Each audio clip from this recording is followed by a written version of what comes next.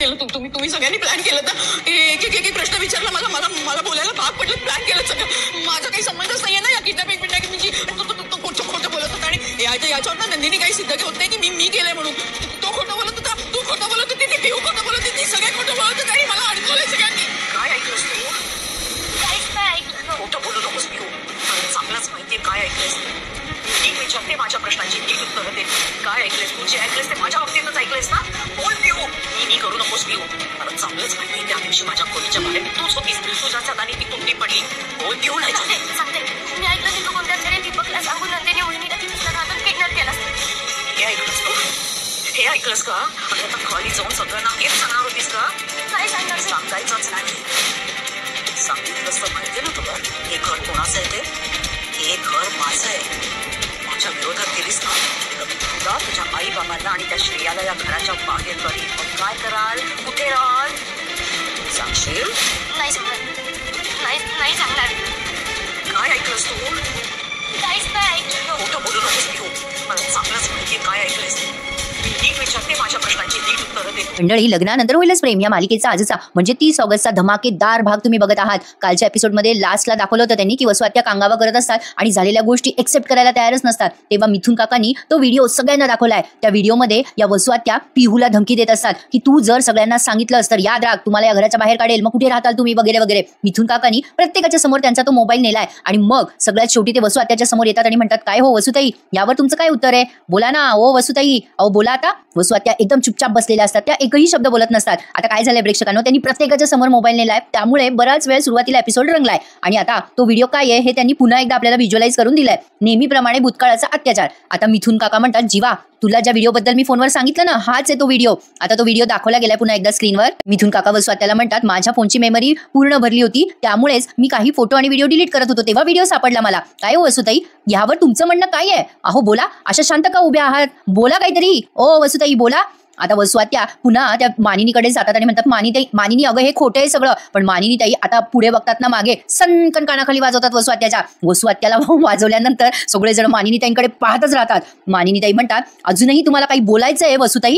एवढं सगळं झाल्यावर कणभर जरी लाज वाटत असेल ना तर मान्य करा आता तुम्ही गुन्हा केलाय. बोला वसुताई बोला. त्यांचे दोन्ही हात ओढतात त्या मानिनीताई आणि म्हणतात कोणासाठी केलं, का केलं वसुताई बोला. आता वसुताई बोलायला लागतात शेवटी एकदाच्या. त्या म्हणतात माझ्या रम्यासाठी केलं मी हे सगळं. आणि हे ऐकल्यावर सगळेजण एकदम स्तब्ध होऊन जातात. काही म्हणा प्रेक्षकांनो, आजचा एपिसोड त्यांनी धमाकेदार दाखवलाय. वसुआत्या म्हणतात मी पार्थ आणि रम्याचं लग्न व्हावं म्हणून हे सगळं केलं, माझ्या मुलीसाठी केलं ग मी हे सगळं मानिनी.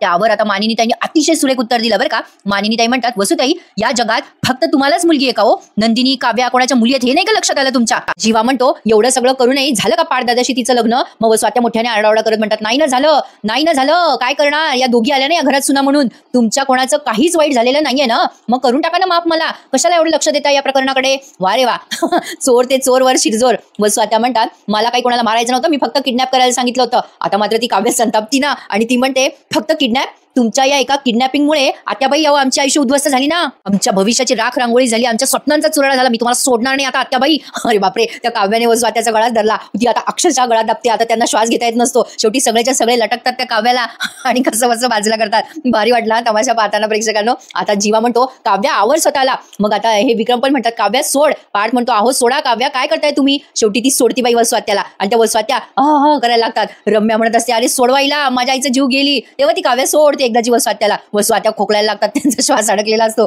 मग नंदिनी येते आणि त्यांना ग्लासभर पाणी देते. मग रम्या लगेच तिच्या आईला पाणी द्यायला लागते बरं का. आता या वसुआत्याला आधी काय वाटतं नंदिनी समोर आल्यावर मारते का काय नंदिनी सुद्धा? कसं असतं ना प्रेक्षकांनो, कशाला रिकामे कामं करावं, असे पाप केले की भोगावे लागतात. शेवटी नंदिनी त्यांना खूप सुरेख बोलते हा प्रेक्षकांनो. नंदिनी पाणी देते आधी वसुआत्याला आणि म्हणते वसुआत्या का खेळलात आमच्या आयुष्याशी? पार्थची स्वप्न, काव्याचं शिक्षण, जीवांच्या इच्छा आणि माझी अब्रू का पणाला लावलीत वसुआत्या? फक्त आणि फक्त तुमच्या किडनॅपिंगमुळे सगळं उधळलं गेलं. लग्न म्हणजे एक सुंदर सोहळा असतो आयुष्यामध्ये आणि आत्या आमच्या चौघांसाठी तो जिवंतपणी भोगावं लागलेलं मरण ठरलं हो. का केलं वसुआत्या, का केलं? कित्येक रात्री आम्ही जेवलो नाही, झोपलो नाही आत्या. अहो जिवंत प्रेतासारखे फिरत होतो आम्ही आणि तुम्ही आमची मजा बघत राहिलात. तुम्हाला काहीच नाही वाटलं का हो? खिल्ली उडवलीत तुम्ही आमच्या स्वप्नांची, आमच्या नशिबाच्या रेषा तुम्ही खोडून काढल्यात आत्या. मी तुम्हाला कधीच माफ करणार नाही. माफी ही चुकीला असते. तुम्ही फक्त माझ्याच नाही तर आम्हा चौघांच्याही गुन्हेगार आहात. मस्त डायलॉग दिले नाही प्रेक्षकांनो नंदिनीला. आजच्या एपिसोडला सगळेजण लाईक करूनच टाका. अरे जबरदस्त दाखवला आजचा एपिसोड. तर बघा नंदिनी आता वसुआत्याला बोलल्यानंतर विक्रम जवळ जाते आणि म्हणते बाबा रागाच्या भरात मी मी तुम्हाला काही वेडवाकडं बोलली असेल ना तर आय एम व्हेरी सॉरी. बाबा मी खोटं बोलत नव्हते हो तुमच्यासोबत आणि आपली पिहू सुद्धा कधीच खोटं बोलली नाही तुमच्याशी. आता काय झालं प्रेक्षकांनो, तुम्हाला वाटेल आजचा रिव्ह्यू एवढा छोटा कसा, कारण ना त्यांनी भूतकाळाचे बरेच व्हिडिओज दाखवलेत आज. म्हणजे आता या विक्रमला पश्चाताप होतो ना तर ते सगळे मागचे व्हिडिओज दाखवले, म्हणजे त्यांनी कसा अपमान केला त्यांच्या बायकोचा, त्यांच्या सुनेचा, हे सगळं त्यांनी व्हिज्युअलाइज करून दिले. पिहू कायम सांगत होती की मी काही खोटं बोलत नाहीये, पण तरी सुद्धा विक्रम नंदिनीवर, पिहूवर, सगळ्यांवर ओरडतात ना, त्या गोष्टीचा विक्रमला खूप पश्चाताप होतो आणि ते सगळं ते आठवतात आणि नंदिनीकडे बघून बघून रडायला लागतात. नंदिनी पुन्हा म्हणते बाबा मला माफ करा, खरंच मला माफ करा.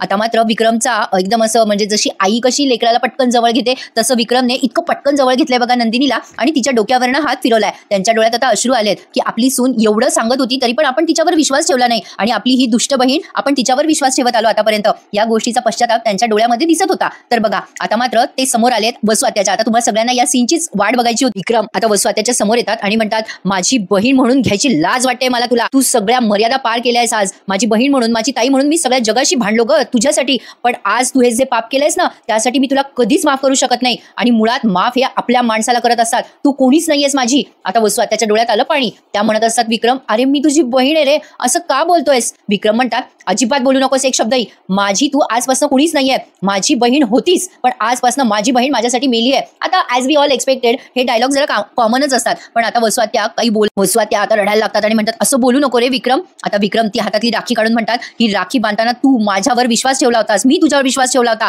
पण आज तू त्या विश्वासाला मातीमोल ठरवलंयस वसुताई.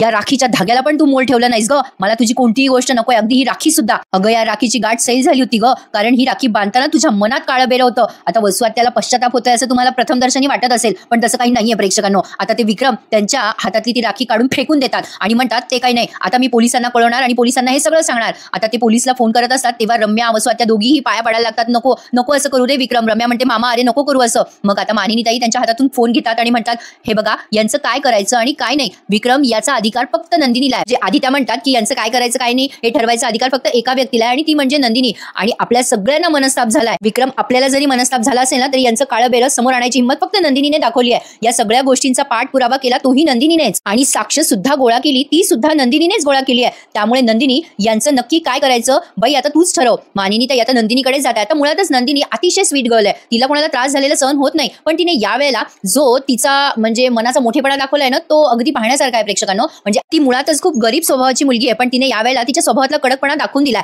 छान दाखवलाय एपिसोड प्रेक्षकांनो. आजचा एपिसोड टीव्हीवर बघायला मिस करू नका. वसुआत्या आता नंदिनीला म्हणतात नंदिनी अगं माझ्याकडे माफी मागायला पण शब्द नाहीयेत ग, मला माफ कर ग, तू खूप चांगली मुलगी आहेस, मला माहिती आहे तू मला माफ करशील. वसुआत्या अजून सुद्धा डाव घेतात प्रेक्षकांनो, पण आता नंदिनीने सॉलिड उत्तर दिले त्यांना.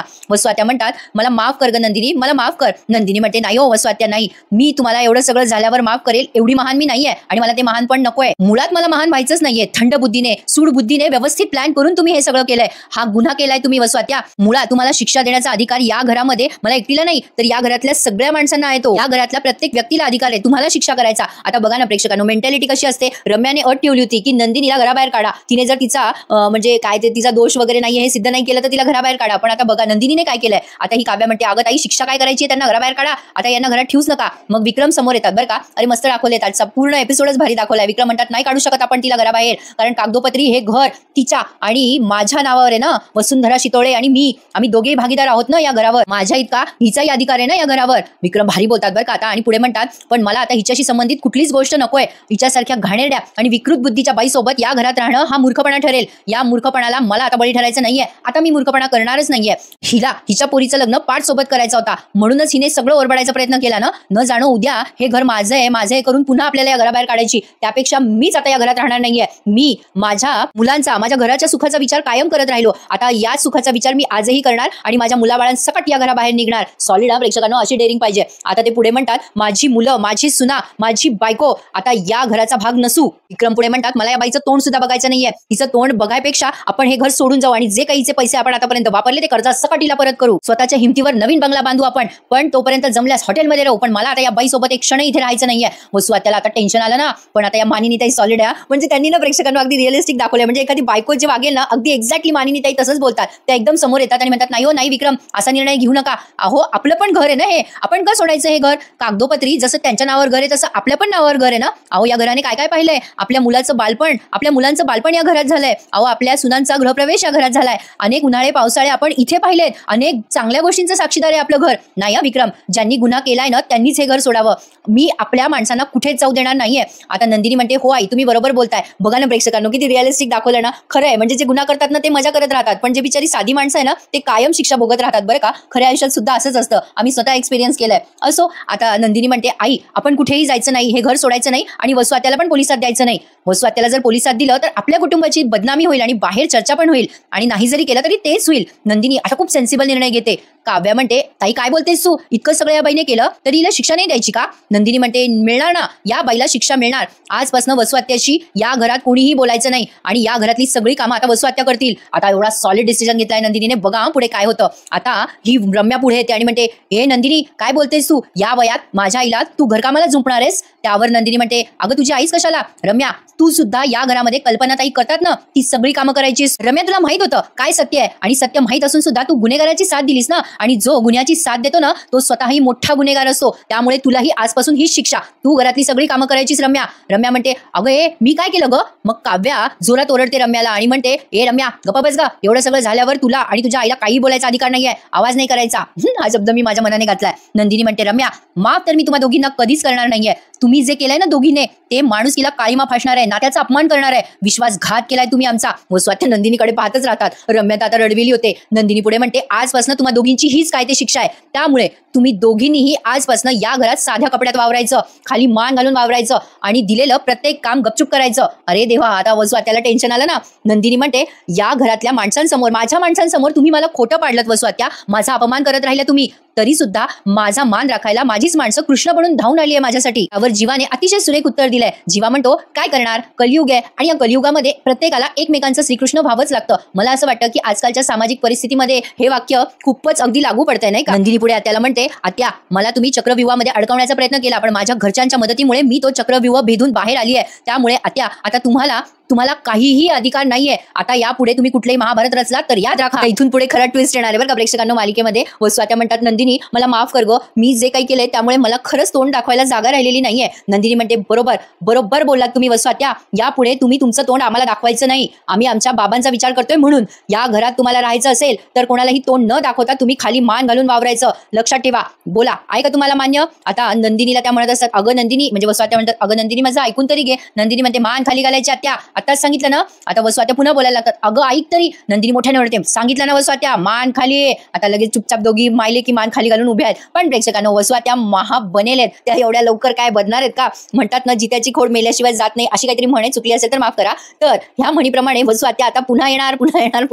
त्यांनी आता राखीची शपथ घेतली आहे. म्हणजे एपिसोड इथे समाप्त झालाय आणि पुढच्या भागात त्यांनी दाखवलंय त्या जेव्हा त्यांच्या खोलीत जात असतात तेव्हा विक्रमने फेकून दिलेली राखी त्या हातात घेतात आणि त्या स्वतःशीच ठरवतात राखीची शपथ आहे मला, नाही तुमचा आनंद मुळासकट उपटून फेकला ना मी तर नावाची वसू नाहीये. त्यांनी शपथच घेतली. आता काव्य तर त्यांना झापून टाकते आणि म्हणते आता जर काही उद्योग केले तुम्ही तर मी तुम्हाला सोडणार नाही बरं का, लक्षात ठेवायचं आत्याबाई. आता हे सगळेजण एकमेकांच्या गळ्यात गळे घालून म्हणजे आनंद व्यक्त करताय. मंजू आत्या मात्र अलिप्त आहे बरं का या सगळ्यांपासून. आता या वसू आत्या पुन्हा म्हणतात मी हरली आहे, संपली नाहीये. आता जीवा आणि नंदिनी बहुतेक त्यांच्या आश्रमामध्ये नंदिनीच्या आता जीवाला नंदिनी सहज शेअर करते अहो जीवा मला ना कसं तरी होतंय. जीवा म्हणतो का ग काय झालं. नाही म्हणजे वसू आत्याला मी शिक्षा दिली आहे पण मला ना असं त्यांना राबवून घेणं योग्य वाटत नाहीये.